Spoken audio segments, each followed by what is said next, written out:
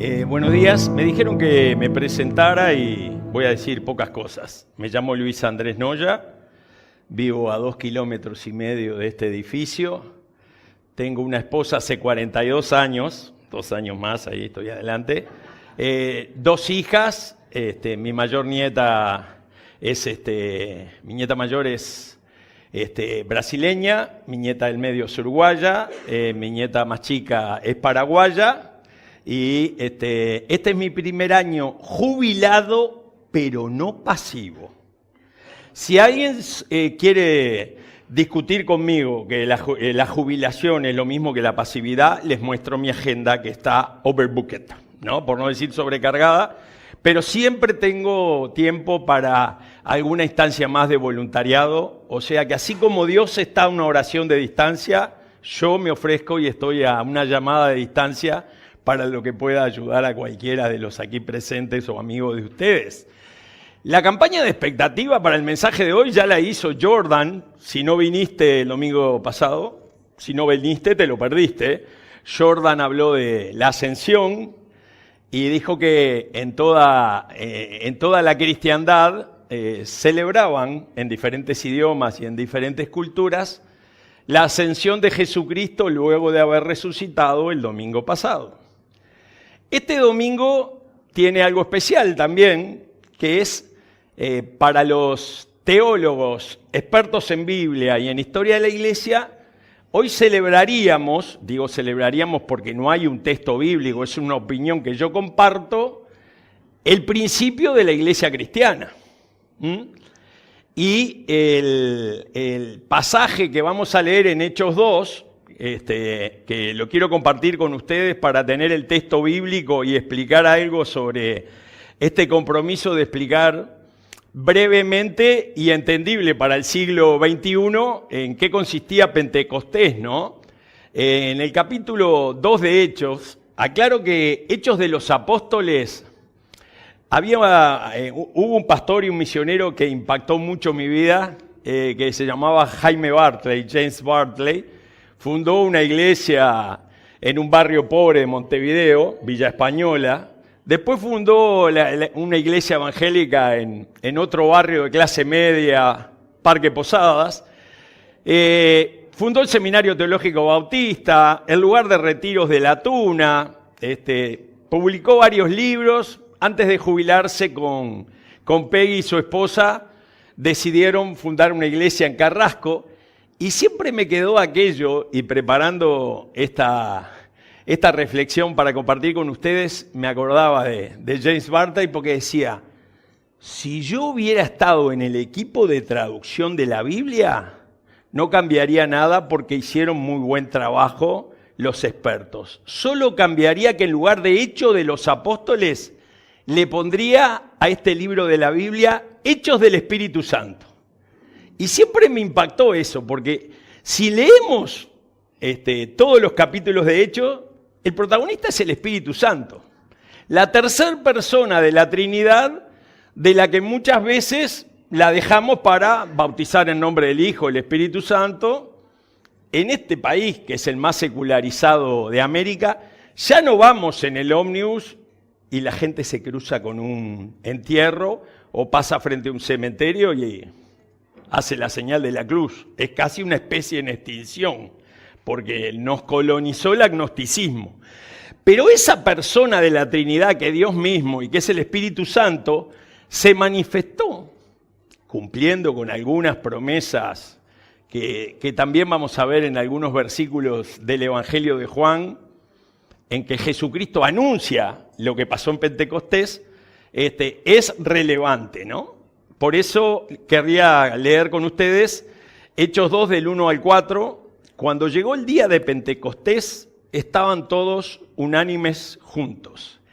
Y de repente vino del cielo un estruendo como de un viento recio que soplaba, el cual llenó toda la casa donde estaban sentados. Y se les aparecieron lenguas repartidas como de fuego, asentándose sobre cada uno de ellos. Y fueron todos llenos del Espíritu Santo y comenzaron a hablar en otras lenguas según el Espíritu les daba que hablasen. Hoy comentábamos con los que madrugan para que cuando llegamos nosotros esté la iglesia tibia, calentita, para que esté todo el soporte técnico preparado, para que esté los músicos a tiempo, Megan interpretando. ¿Voy muy rápido, Megan? Todavía no cometí el delito de andar en cesta. Pero bueno, comentaba con los madrugadores que insistí en el versículo 1 que fuera de la traducción Reina Valera del 60. ¿Por qué? Porque hay traducciones que dicen que estaban todos en el mismo lugar. Sin embargo, en la traducción Reina Valera del 70 dice, estaban todos unánimes juntos. No es lo mismo estar juntos en un mismo lugar que estar unánime. Porque como militante de las palabras en este mundo de inteligencia artificial, unánime da para sospechar que estamos diciendo unánimo, sintonía, comunión, un mismo espíritu.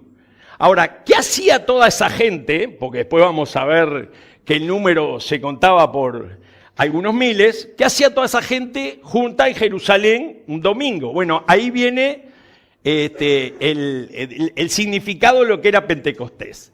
Este domingo es el 7º domingo después de la Pascua cristiana. Si ustedes agarran sus agendas, 7 domingos hacia atrás fue el domingo de Pascua. Estos 7 por 7, 49, son como esos 50 días, de ahí lo de penta, ¿no? De pente, ¿no? Alguien podría hasta traducir como el 50º día después de, ¿no? Estaban reunidos, pero no estaban reunidos porque habían crucificado a Jesucristo, había resucitado Jesucristo el domingo de Pascua. Estaban reunidos porque eran judíos y el pueblo judío tenía por el mandato de la ley de Moisés que celebrar Pentecostés en conmemoración, en gratitud a Dios y en reconocimiento a cuando salieron de la cautividad de Egipto antes del Éxodo y el pueblo fue liberado del yugo opresor del imperio egipcio y esa libertad, que es la misma libertad que nos da Jesucristo hoy y nos libera del pecado, nos libera de una vida sin sentido, esa misma libertad era la que los judíos celebraban por mandato de Dios, agradeciendo ese Pesaj, ese pasaje, esa Pascua, que fue salir de la cautividad.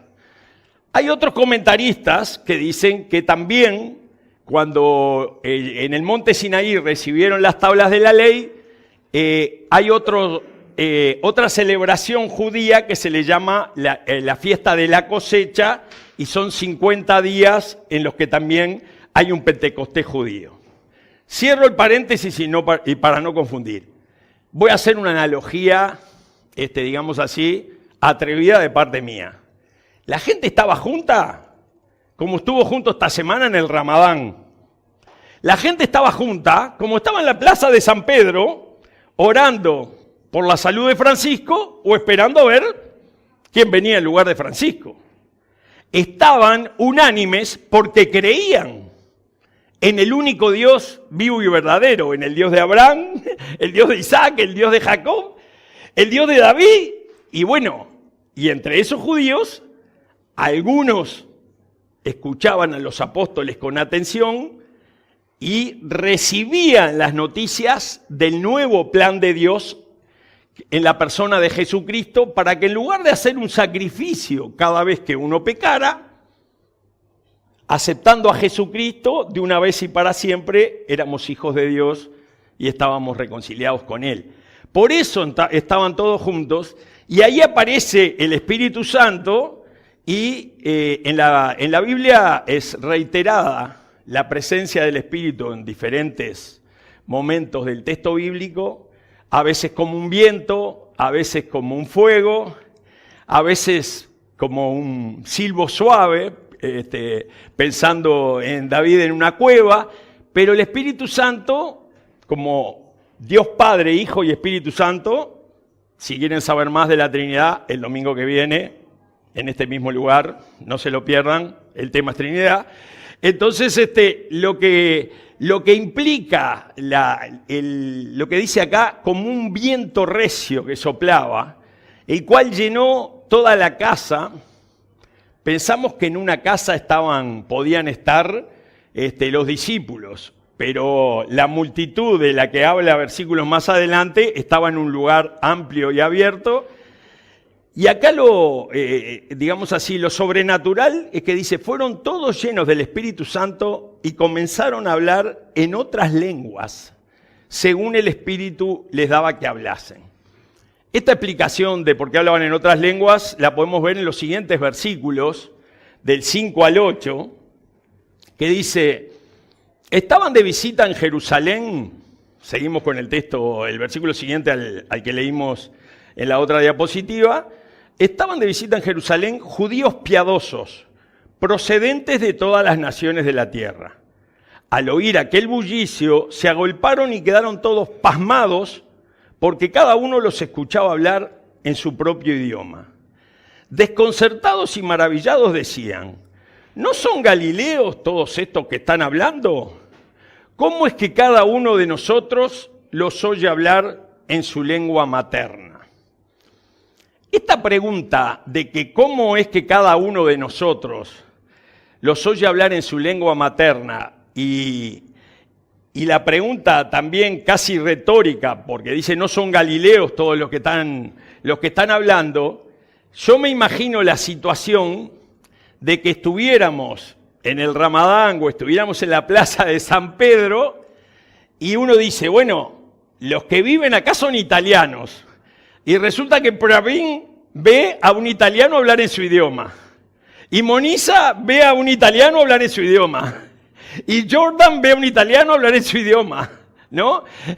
Y Salim ve a un italiano. Entonces, ¿cómo que habla ganés? ¿Cómo que habla el idioma indio de la localidad de Pravin, que no me animo a repetir? ¿Cómo es que habla el inglés de Canadá? ¿Cómo es que habla el portugués de San Pablo? Bueno, ahí está el milagro. Ahí está el Espíritu Santo actuando, porque lo que los convocaba era una tradición de celebrar Pentecostés.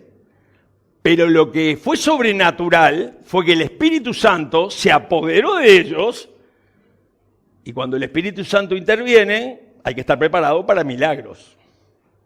El problema es que a veces los milagros no los vemos y otras veces no los pedimos y algunas otras veces pasan sin que los registremos.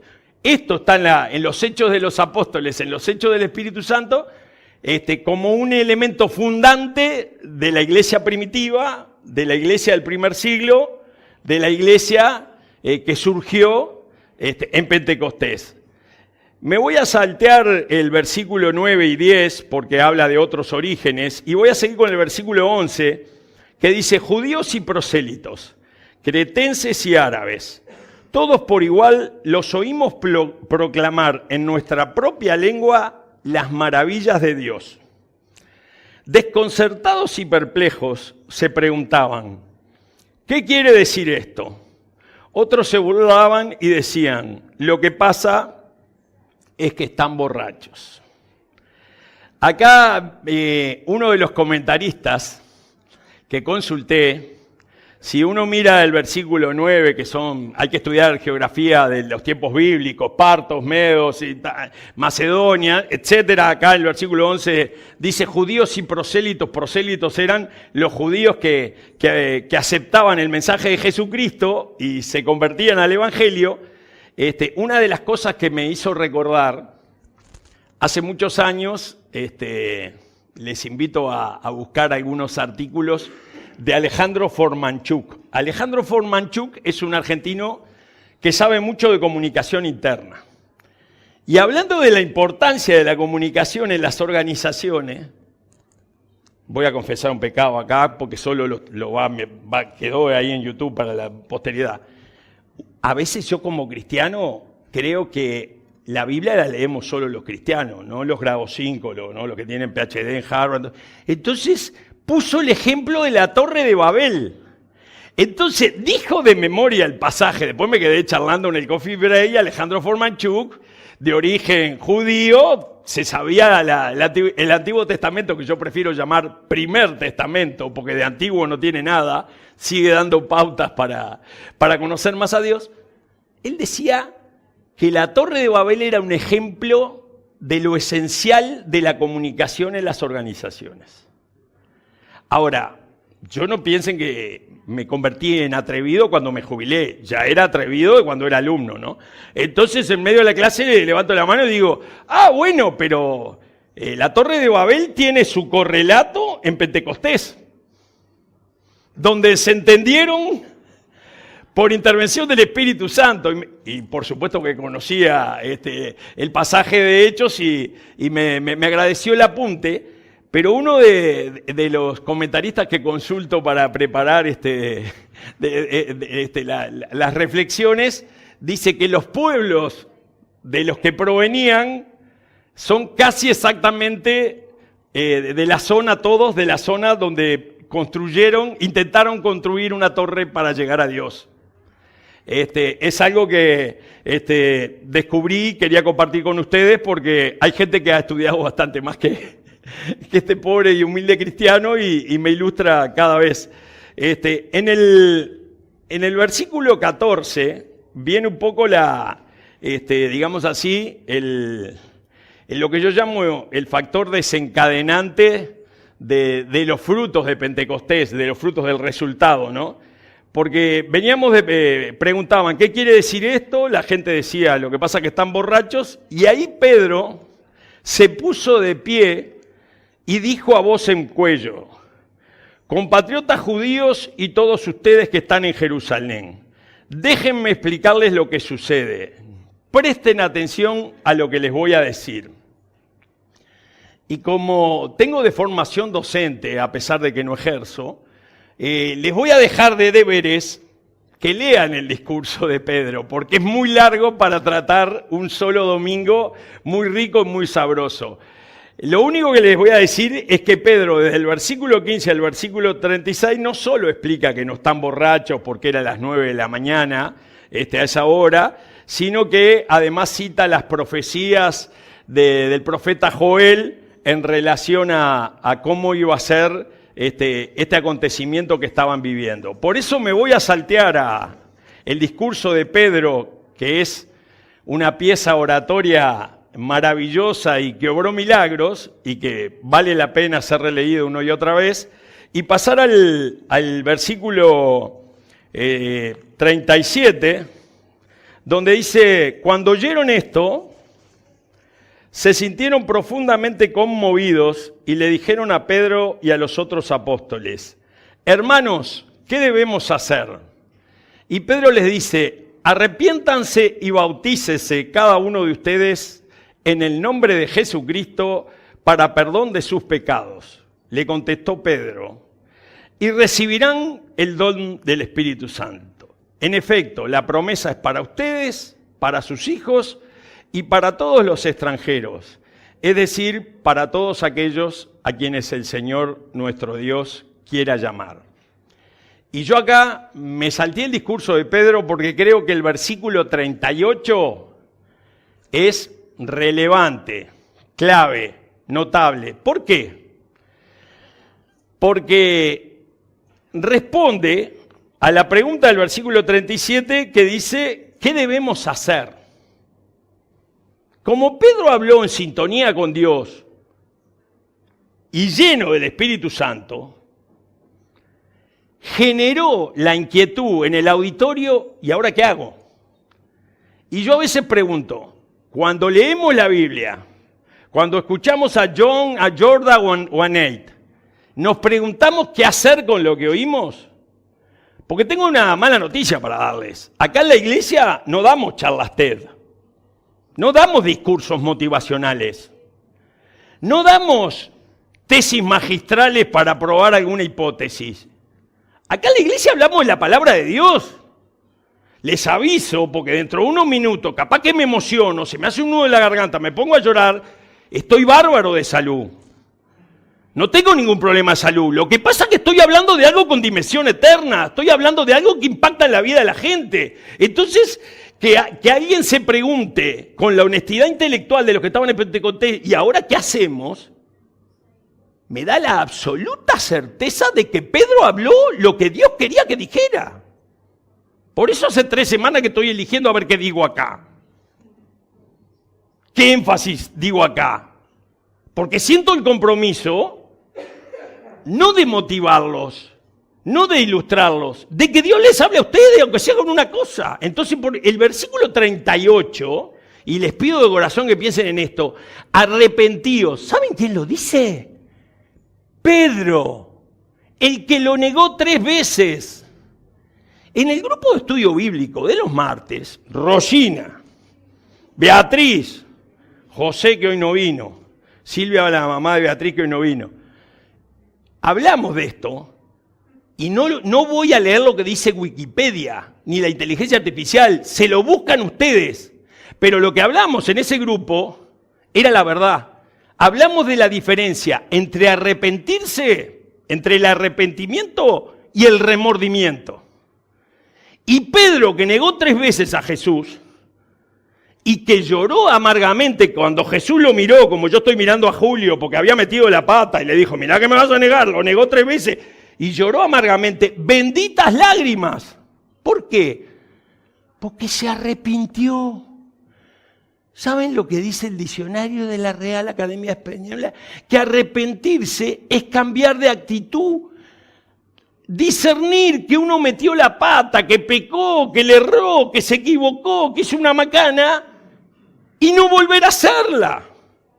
¿Notan la diferencia entre estos actores de reparto de la Semana Santa? Pedro se arrepintió, arrepentimiento. ¿Qué tuvo Judas? Remordimiento. Fue y se mató. Fue y se mató. Y en este país, con la tasa más alta de suicidio, siento la necesidad de decirle, si hay algún amigo o alguno de ustedes o algún familiar cercano que lo ven mal porque le salió algo mal, que ese remordimiento no se convierta en angustia y que la angustia no se convierta en autoeliminación, porque ya pasó. Porque Judas, un traidor, se mató. Ahora yo pregunto, ¿cuál es el pecado más grande? ¿El de Judas, que traicionó a Jesucristo, o el de David? Adulterio con Betsabé y mandó matar al marido. Homicidio y adulterio. Y a David Dios lo perdonó. Porque ese es el mensaje. Dios es el Dios de las infinitas oportunidades. Sería bueno que todos saliéramos de acá diciendo, ¿no? Versículo 37 lo voy a leer. ¿Qué debemos hacer? Bueno, cada uno sabe lo que debe hacer. Miguel de Unamuno decía, la peor mentira es mentirse a solas. Cada uno de ustedes sabe lo que debe hacer. Pero noten la diferencia entre arrepentirse. Se arrepintió David, lean el Salmo 51, y Dios lo siguió usando para inspirarnos, y hoy en día cantamos y leemos sus salmos. Se arrepintió Pedro y se mandó un discurso del versículo 15 al 36 que se los dejo de deberes. Pero qué bueno que cuando la multitud pregunta, ¿y ahora qué hacemos? Pedro empiece por el principio. Dios es el Dios de las infinitas oportunidades. Dios es un Dios de perdón. Dios es un Dios de amor. Dios es un Dios de misericordia. No te deprimas y que no te remuerda la conciencia. Arrepiéntete, les quiso decir, ¿no? Arrepiéntanse y bautícense cada uno de ustedes en el nombre de Jesucristo para perdón de sus pecados, le contestó Pedro. Y recibirán el don del Espíritu Santo. El don del Espíritu Santo no quiere decir que todos vamos a hablar lenguas angélicas. El don del Espíritu Santo es el regalo del Espíritu Santo que está en nuestro interior desde el momento que creemos en Jesucristo. El problema está si lo escuchamos o no. Si lo tenemos en el rincón o lo tenemos en la bandeja de entrada del Espíritu Santo. ¿Dónde lo tenemos? ¿Está en la bandeja? ¿Se nos fue para el spam? ¿Para el correo no deseado? ¿O el Espíritu Santo puede meter alguna, ¿no?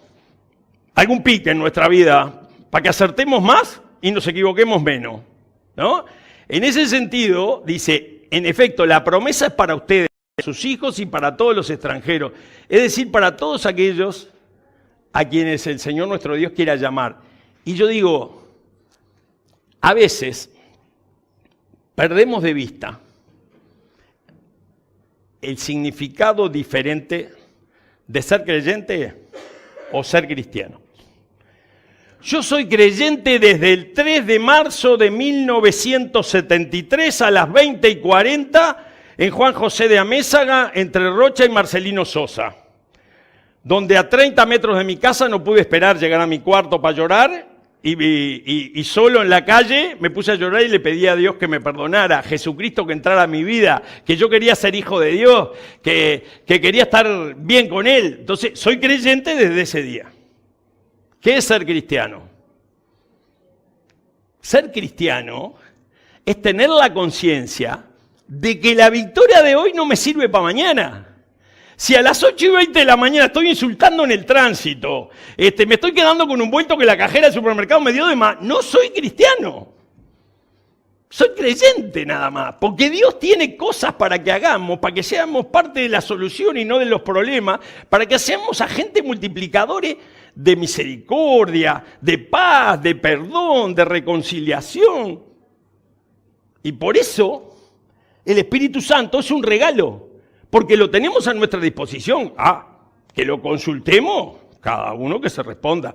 Si lo consulta cuando las papas queman, o si lo consulta con frecuencia.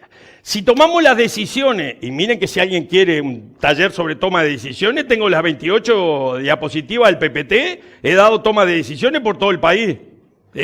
Diego me conoce mis antecedentes docentes. Pero no se trata de que yo les dé el método de toma de decisiones empresariales.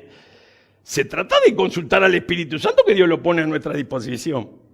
En el versículo 41, Hechos 2, 41 al 43, se me fue el tiempo, dice, así pues los que recibieron su mensaje fueron bautizados y aquel día se unieron unas 3.000 personas a la iglesia. Se mantenían firmes, y acá está el ser cristiano, ¿no? ¿En qué consiste? En la enseñanza que habían recibido de los apóstoles, en la comunión, en el partimiento del pan que ahora vamos a hacer y en la oración. Todos estaban asombrados por los muchos prodigios y señales que realizaban los apóstoles. Y ahí, estos prodigios y señales que realizaban los apóstoles, si ustedes van al final del Evangelio de Marcos, en el capítulo 16, donde está la gran comisión en el versículo 15, en el versículo 17 dice, estas señales seguirán a los que en mí creen, en mi nombre echarán fuera demonios, sanarán, harán. Entonces, se está cumpliendo lo que Jesucristo dijo cuando nos encomendó a los cristianos la capacidad de ser agentes sanadores, multiplicadores de esperanza y embajadores de Dios. Y para terminar lo voy a leer porque me parece relevante en Juan 14, aunque ya se me fue el tiempo, voy a leer en Juan 14 un versículo que en realidad en este capítulo hay otros 3 versículos, pero el más conocido, Juan 14, yo soy el camino, la verdad y la vida. Le contestó Jesús en ese momento del Evangelio a quienes lo interrogaban, nadie llega al Padre sino por mí. Y acá en realidad el camino es Jesucristo. Uno puede decir, sí, es la vida y la verdad. La verdad nos da la respuesta que precisamos. Y la vida es la vida abundante, la vida plena que Dios nos quiere dar, para la cual el Espíritu Santo es absolutamente necesario. Pero en el mismo capítulo, los 3 versículos en los que habla del Espíritu, y Jesucristo advierte que el Espíritu Santo nos lo iba a dejar, si ustedes me aman, obedecerán mis mandamientos.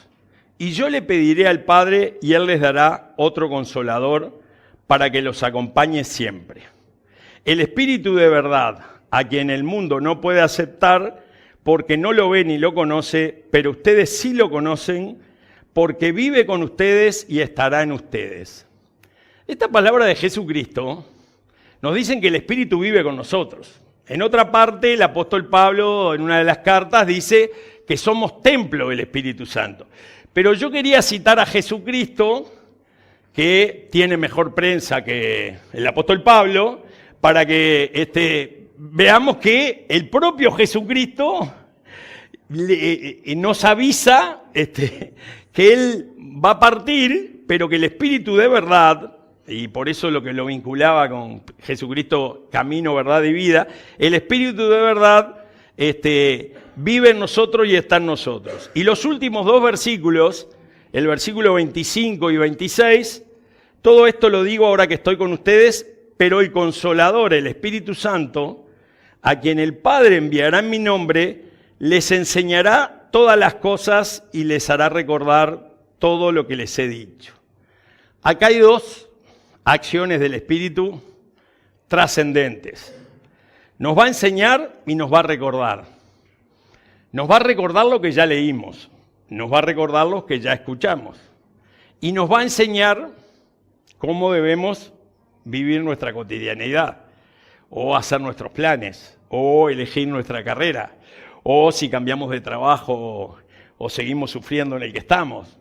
El Espíritu Santo acá, los dos roles que Jesucristo dice son claves y son una pregunta que cada uno debe contestarse.